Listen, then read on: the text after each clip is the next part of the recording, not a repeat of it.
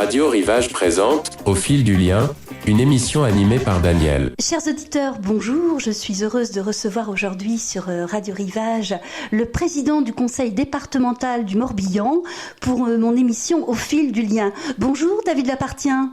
Bonjour à vous. Merci d'avoir répondu à mon invitation. Merci surtout de votre invitation sur des sujets qui sont majeurs pour le département du Morbihan. Oui, tout à fait. Et effectivement, vous avez déclaré que le secteur social est la priorité de votre mandature et le budget du département du Morbihan voit sa traduction pour 2023, un peu plus de 12% pour le handicap, plus de 8% pour l'autonomie, plus de 7% pour la protection de l'enfance.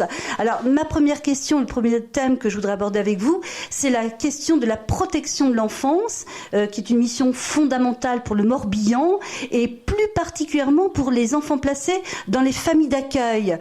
Vous aviez en novembre 2022 indiqué une hausse des besoins de 7% et que le département du Morbihan anticipait également le manque d'assistants familiaux, d'une part parce que les personnes qui s'engagent dans ce travail vont bientôt prendre leur retraite, et vous aviez évalué à une centaine de recrutements d'assistants familiaux à l'horizon 2025. Alors, ma première question est la suivante. Avez-vous avancé sur ce dossier de recrutement, Monsieur le Président ?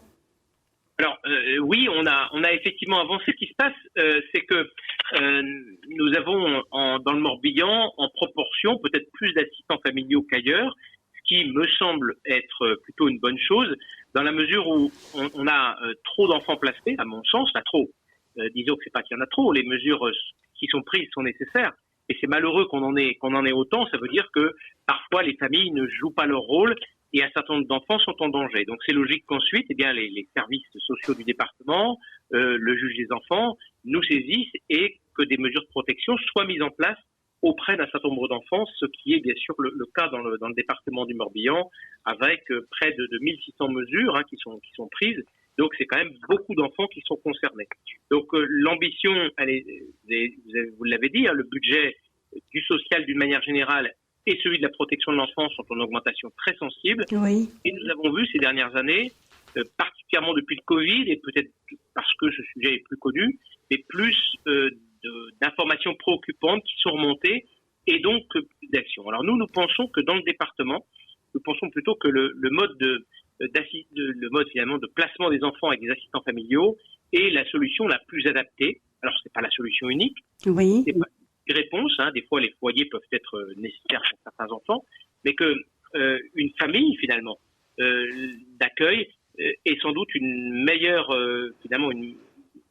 chose que de pouvoir être dans un certain nombre de foyers. Donc, c'est pour ça qu'on a plus d'assistants familiaux qu'ailleurs, mais la pyramide des âges fait que les assistants familiaux dans le département ont pour 70% d'entre eux plus de 50 ans et pour 20% plus de 60 ans. Donc on voit bien qu'il y a une pyramide des âges qui fait que il faut renouveler ces assistants familiaux. Donc on a lancé une campagne un peu de recrutement. Quand on voit que nous aurons beaucoup d'assistants familiaux à renouveler dans les années à venir. Et donc on souhaite le faire. Et nous avons au département à peu près 500 assistants familiaux qui travaillent aujourd'hui pour environ 1000 mineurs qui sont accueillis sur le total de 1500 enfants qui sont confiés à l'ASE. Il y en a 500 qui sont en établissement et 1000 qui sont en famille d'accueil. Oui. Et ça veut dire qu'en moyenne, on a à peu près 2 agréments deux enfants par assistant familiaux.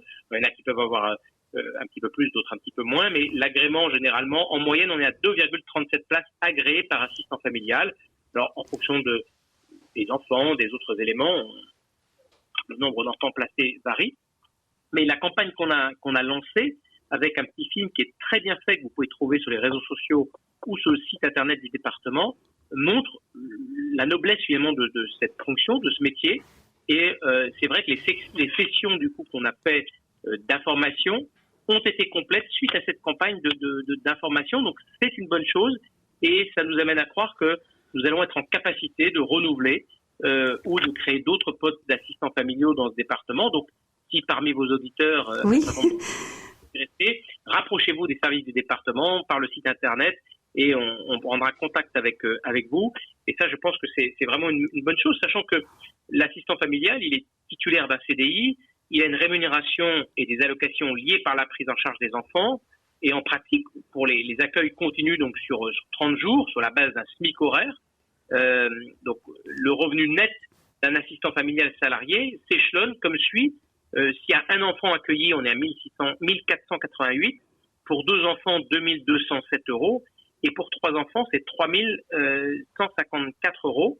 Et donc, comme on a vu le nombre d'enfants en moyenne placés, à ce titre, dans le Morbihan, la rémunération moyenne est évaluée à 2163 euros net, à laquelle s'ajoutent les indemnités liées à la présence des enfants, parce que il y a un certain nombre de choses qui sont liées pour des activités sportives ou pour d'autres qui sont payées par le département. Donc ça s'ajoute à ces coûts. Donc c'est un métier noble, intéressant et qui est rémunéré tout à fait correctement par le département. Oui, donc en fait, vous disiez que évidemment c'est un choix du département de permettre à ses enfants de rejoindre une famille.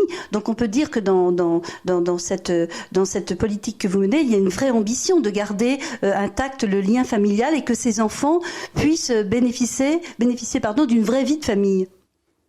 Alors c'est clair que c'est notre ambition parce que nous restons attachés évidemment à la cellule familiale, oui. Et nous pensons qu'elle est fondamentale pour que ces jeunes aient un équilibre. Alors, la famille d'accueil ne se substitue pas aux parents. Le but, c'est pas de couper le lien. Bien sûr. Les parents. Il y a des conditions dans lesquelles ils peuvent les voir, qui sont fixées par le département ou par le juge, dans un certain nombre de circonstances. Donc, le but n'est surtout pas de renier le rôle des parents, mais de donner un environnement stable, posé, rassurant pour ces enfants, là où le foyer, s'il est adapté pour certains enfants, ne l'est pas spécialement pour d'autres. Mais le département, faute d'assistants familiaux, sont obligés de créer plus de places de foyer. Et on voit qu'il y a plus de fugues, plus de conséquences. Donc, un petit titre de comparaison. Le Morbihan, 765 000 habitants. La Loire-Atlantique, 1 400 000, donc c'est quasiment le double. Oui. 500 familiaux dans le département du Morbihan, un peu plus de 300 en Loire-Atlantique. Oui, les chiffres parlent, oui. Il y a beaucoup plus de placements et on en a discuté dernièrement avec le président de Loire-Atlantique qui était intéressé de savoir quelle politique on a aussi menée pour pouvoir arriver à avoir autant d'assistants familiaux. Et notre ambition, elle est de conserver ce nombre. D'accord, donc Radio Rivage va relayer votre demande de sensibiliser nos auditeurs aussi pour peut-être devenir assistants familiaux. Alors là, nous parlons des enfants, comment David l'appartient. Maintenant, parlons des grands-parents, notamment la situation des personnes âgées et la revalorisation des aides à domicile. Alors en 2021, vous avez eu un geste très fort puisque vous avez décidé d'augmenter le salaire des aides à domicile, que le département du Morbihan est très innovant dans l'adaptation des logements pour les personnes âgées, handicapées ou âgées tout simplement ou à mobilité réduite, et que vous avez fait un choix crucial également de travailler sur le maintien à domicile afin que les personnes âgées restent aussi dans leur environnement familial. Donc je dirais qu'il y a un continuum entre votre approche concernant les enfants qui sont placés et les personnes âgées qui, elles, évidemment, souhaitent souvent rester, bien sûr, à leur domicile, sachant que le Morbihan, apparemment, a moins de maisons de retraite et d'EHPAD. Le chiffre est inférieur à la moyenne nationale. Que pouvez-vous nous en dire davantage, David Lappartient, sur cette situation des personnes âgées? Alors, il y a effectivement plusieurs éléments. Vous le dites très bien. On a, dans le Morbihan, à peu près 20% de places d'EHPAD en moins, en proportion. Quand on prend le ratio 1000 habitants de plus de 75 ans, on est 20% en dessous des 3 autres départements de la Bretagne administrative. Or, dans le Morbihan, la population vieillit un petit peu plus vite. Et donc, nous demandons d'avoir plus de places d'EHPAD. Alors, c'est une décision conjointe de l'État et du département oui. Au financement. Pour le financement du département, nous sommes prêts à cofinancer notre part. Et l'autre part relève de l'État et de l'ARS. Et là, pour le coup, ça ne suit pas. Donc, malheureusement, nous n'avons pas aujourd'hui les places qui sont totalement nécessaires. Donc le maintien à domicile est un vrai besoin sur ce département. Et donc nous essayons de faire aussi en sorte que les services d'aide à domicile puissent être de qualité. Or, ce sont souvent des emplois qui sont pas toujours à temps complet, à des horaires parfois atypiques, et pas très bien valorisés, donc des difficultés de recrutement. Alors, il y a eu donc un avenant 43 à la convention collective de l'aide à domicile qui a permis pour les SAD associatifs, par exemple comme l'ADMR que tout le monde connaît, Oui. d'une revalorisation de 183 € net par mois, mais tout ça s'appliquait pas notamment à la fonction publique, et c'est-à-dire aux agents qui sont dans les services d'aide à domicile portés par les communes via leurs centres communaux d'action sociale. Oui. Et donc, on trouvait que c'était injuste quelque part, sauf que la loi ne le prévoit pas, et que la plupart de ces services d'aide à domicile étaient portés par des CCAS, n'en avaient pas les moyens. Oui. Et donc, le département du Morbihan a fait le choix volontaire, je crois nous sommes le seul en France, de faire en sorte que nous augmentons ces personnes à hauteur de 184, nous c'est 200 € que nous avons mis, et donc qui permet là de faire en sorte que ces métiers soient attractifs. Et dans le Morbihan, ce sont 40% des services d'aide à domicile qui sont portés par des CCAS. Donc là, le Morbihan s'est singularisé, une mesure à près de 2 millions d'euros par an, donc qui est récurrente, qu'on va continuer, et c'est, je pense, le respect qu'on devait aussi à ces personnes, mais on a pu le faire parce qu'on a les moyens de le faire et parce qu'on a une gestion plus serrée de l'ensemble du département. Et que vous avez fait aussi un choix. Et on a fait un choix parce qu'on pense que le maintien à domicile, en tout cas, il y a des cas pour lesquels la désorientation psychique, les maladies de type Alzheimer sont telles que le maintien à domicile n'est pas possible. Mm-hmm. Mais quand il est possible, je pense qu'il doit être favorisé parce que un environnement qui est plus sécurisé. La même chose finalement que chez nos enfants placés. Oui. D'autres raisons, on va pas comparer les deux populations, mais nous pensons que c'est une vraie solution. Donc on a privilégié tout cela, mais ça suppose qu'effectivement les personnels soient aussi bien traités.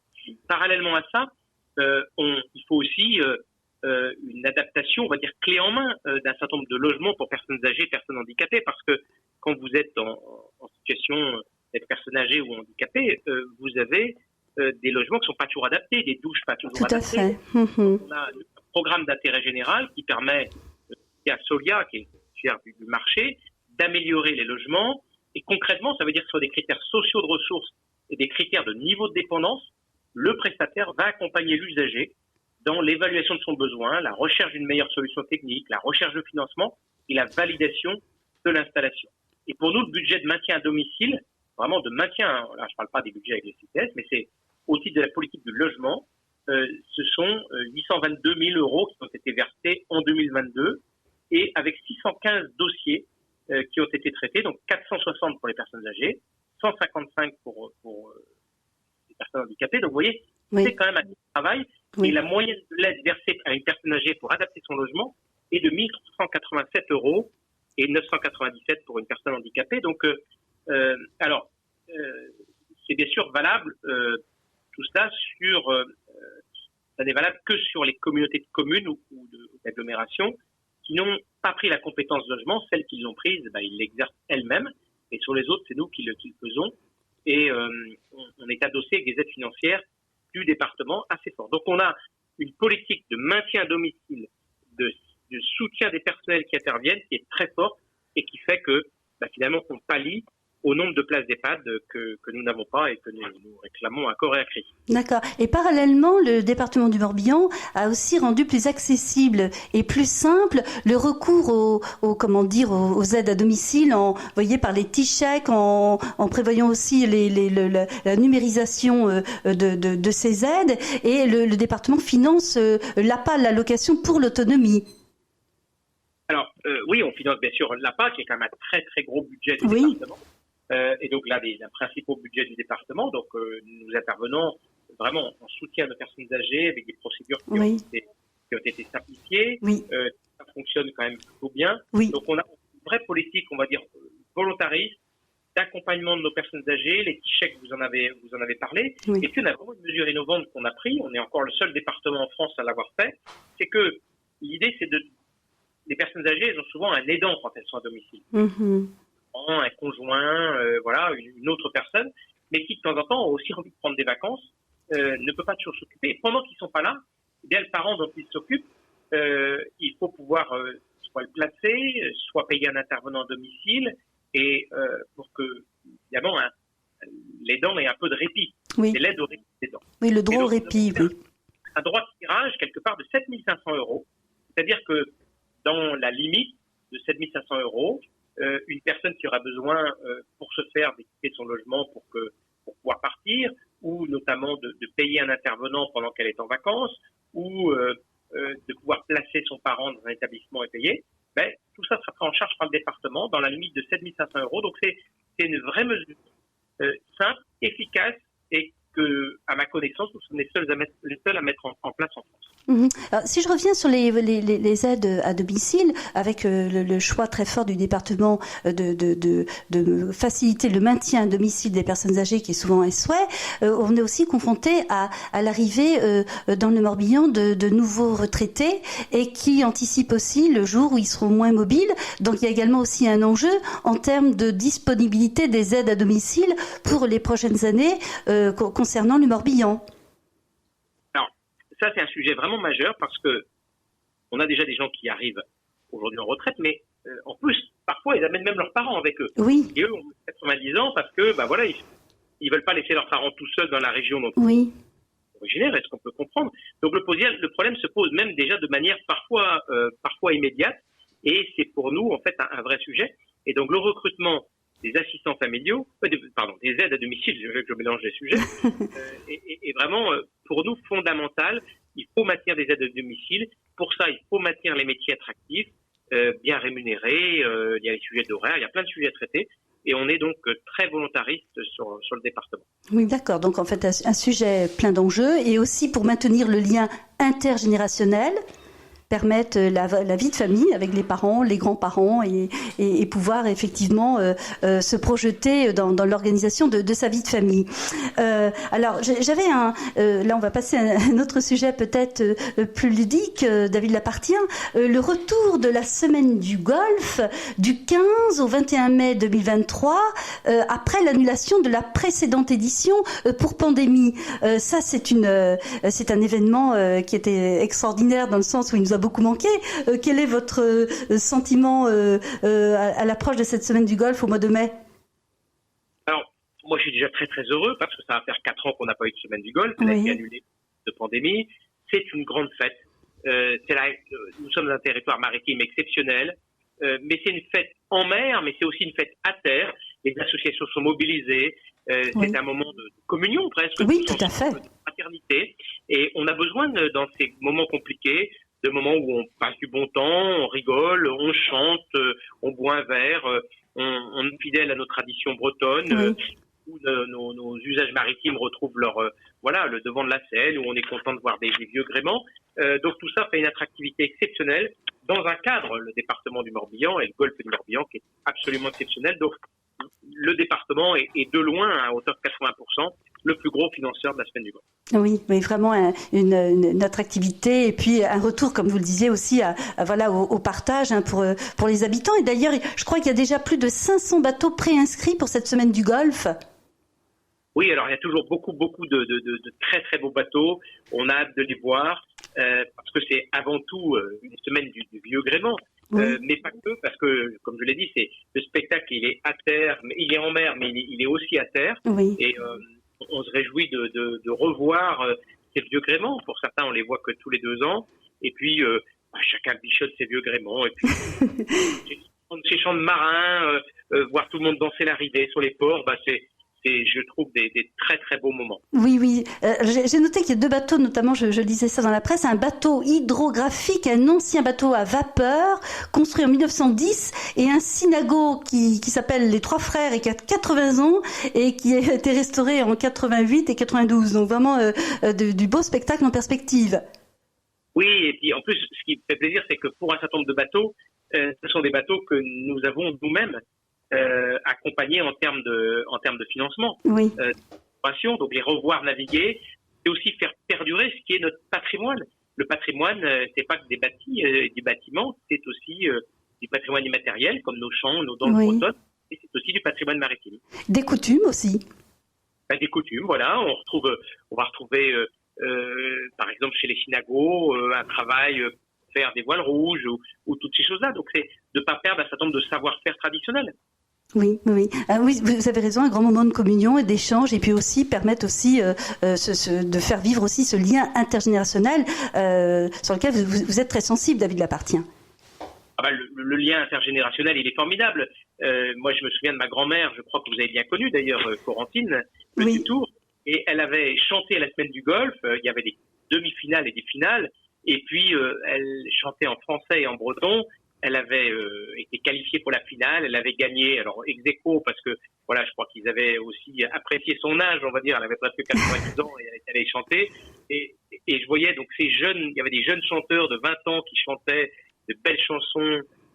Et puis il y avait voilà ma grand-mère qui avait 90 ans, qui elle chantait des vieilles chansons bretonnes ou des vieilles chansons disparues. Et ce lien était fabuleux. Et les gens aimaient ça finalement. On sentait de l'énergie des jeunes et puis la passion aussi des anciens. C'était formidable. Oui, puis ça permet aussi aux personnes âgées qui des fois se sentent, vous voyez, un petit peu inutiles et un peu seules, de pouvoir aussi témoigner aussi de ce qu'elles ont vécu et de se sentir un peu exister le temps de cette semaine du golf. C'est important également ce genre de réunion. Ah bah c'est important parce que moi je crois vraiment à l'intergénérationnel. Oui. Donc vous savez notamment dans toutes ces traditions orales, c'est-à-dire que ça se transmet. Si ça se transmet pas, ça se perd. Il faut que les traditions se transmettent et pour ça on a besoin de nos anciens. On est très très heureux de les avoir, très fiers de les avoir. Et puis on a beaucoup de choses à apprendre avec nos anciens. Il faut savoir les écouter, ils ont beaucoup de choses à dire. Et puis moi ce que j'aime c'est quand je vois aussi sur un vieux gréement un monsieur les cheveux un peu blancs, burinés, qui a bourlingué partout et qui explique à des gamins les yeux grands ouverts comment on borde une voile, comment on hisse une voile, comment on fait ça. Et donc ce sont des beaux moments finalement et on se dit que peut-être ce jeune gamin, dans 70 ans, c'est lui qui apprendra à un autre petit jeune de tout ce qu'il a pu apprendre. Donc c'est important que ces traditions se transmettent. Oui, là vous nous parlez effectivement de transmission. Merci pour cet échange. Mais avant de nous quitter, David Lapartien, pour chacun de mes invités, il nous reste 5 minutes à peu près, je tends une carte blanche à mes invités afin qu'ils puissent parler d'un sujet qui leur tient particulièrement à cœur. Quel est-il pour vous, David Lapartien ? Alors, je vais rester peut-être dans les compétences du département parce que c'est à ce titre-là que vous m'interviewez. On a tout à l'heure cité la protection de l'enfance, on a ensuite parlé des personnes âgées, mais il y a une troisième grande compétence sociale que nous avons, c'est celle du handicap et de la prise en compte du handicap. Et moi, ce que je vois, c'est que dans ce département, mais comme partout en France, nous manquons de structures d'accueil. Et je vois parfois des parents désemparés parce que ils ne savent pas dans quel établissement éventuellement placer leur enfant. Alors, on a deux natures d'établissements, des établissements qui relèvent, on va dire, directement du département. On est à un taux de couverture de plus de 80-85% par rapport à la demande, encore satisfaisant. Donc, nous faisons les efforts nécessaires pour arriver à un taux de couverture de 100%. Et puis, donc, c'est pour ça que nous avons décidé l'ouverture de 165 places nouvelles. Et là, j'ai été visiter ces centres, j'ai été passer ces établissements de taille vraiment humaine, avec un personnel extraordinaire, et de voir la fierté de ces personnes d'avoir leur nouveau logement, leur nouveau chez eux. Et là, je trouve que ça nous rend finalement heureux, et on se dit qu'on a fait quelque chose d'utile et de normal, parce que c'est une solidarité qui est logique, normale, et c'est ce qu'on attend d'une collectivité territoriale, c'est qu'elle remplisse les missions qui sont les siennes. Oui, de ce qui relève de l'État. Donc là, c'est comme les IME, par exemple. Eh bien, là, on n'est qu'à un taux de couverture d'un peu plus de 50-52%, ce qui veut dire que concrètement, un enfant sur deux, ou une personne handicapée, sur deux, n'a pas de solution. Et ça, c'est navrant, et je trouve que à l'échelle nationale, c'est pas une politique qui coûterait si cher que ça. En centaines de millions d'euros, on l'a réglé. Alors, vous allez me dire, c'est beaucoup, mais c'est pas énorme quand on voit les milliards, c'est ces sujets des retraites, il y a d'autres, 180 milliards de déficit aujourd'hui. Là, on parle de centaines de millions, et on pourrait régler le problème des personnes en situation de handicap avec des logements décents. Et moi, je vois des parents qui vont ensuite à la maison d'autonomie ou la maison des personnes en situation de handicap. On leur ouvre un droit, par exemple, à une place d'IME, mais c'est un droit qui leur est ouvert. C'est pas ça qui va leur donner une place. Et ensuite, ils se retrouvent pendant 10 ans en liste d'attente. Et donc, ça, c'est des choses qui me marquent pour avoir rencontré ces familles. Donc, je suis très heureux qu'on puisse ouvrir ces 165 places mais j'appelle aussi l'État à être au rendez-vous pour que ses places à lui, il le soit aussi, et nous on est prêt à cofinancer tout ça pour que finalement on ait des solutions. Donc voilà, sur le handicap, je crois qu'il y a encore à faire dans le département, mais comme partout en France. Bon, je retiens de votre interview, David Lapartien, un vrai engagement sur la question sociale, et aussi que vous avez à cœur de les rendre concrètes, à les réaliser. Ça, c'est ce qui ressort vraiment de l'exercice de vos fonctions, et fidèle finalement à ce que vous aviez annoncé pour votre mandature. Exactement. Vous savez, je pense que d'abord le social, c'est 60% du budget de fonctionnement du département. C'est une mission fondamentale que la loi nous donne, et ce qu'on attend de nous, c'est que nous soyons concrètement au rendez-vous des missions qu'on nous donne et qu'on les exerce bien. Donc on essaye de le faire. Et puis deuxièmement, le social est ouvert à l'innovation. Donc en matière sociale, je pense que nous devons aussi innover, nous pouvons innover, nous innovons, comme par exemple cette aide de 7 500 € pour les aidants, cette prime au niveau du CCAS, ces 165 places que l'on ouvre. Donc, vous voyez, plein de choses, cette campagne pour les assistants familiaux. Donc, l'innovation, elle est possible dans le domaine du social, et on va continuer de la faire pour ne laisser finalement personne au bord de la route. On a la chance que le vivre ensemble ici veut encore dire quelque chose dans ce département et dans cette Bretagne et ce Morbihan qu'on aime. Et donc, on va continuer ainsi. D'accord, une politique vivante. Eh bien, nous arrivons donc au terme de cette interview passionnante avec vous, David Lapartien. Je tiens à vous remercier de nous avoir consacré du temps dans un agenda que je sais chargé. Les auditeurs de Radio Rivage seront heureux de vous retrouver dans mon émission Au fil du lien. Je remercie également Marie-Noël qui m'a aidé à préparer cette interview, ainsi qu'à Bertrand et à Jean-Marie qui m'accompagnent aujourd'hui à mon studio sur le plan de la technique et de l'accompagnement tout court. Je remercie également votre conseiller, Monsieur Dano, qui m'a permis de vous transmettre les thèmes et de pouvoir préparer cette interview. Merci encore, David Lapartien. Merci à vous et bonne fin de journée à vos auditeurs. Merci beaucoup, David Lapartien. Chers auditeurs, à très vite pour une nouvelle émission Au fil du lien. C'était Au fil du lien, une émission animée par Daniel sur Radio Rivage.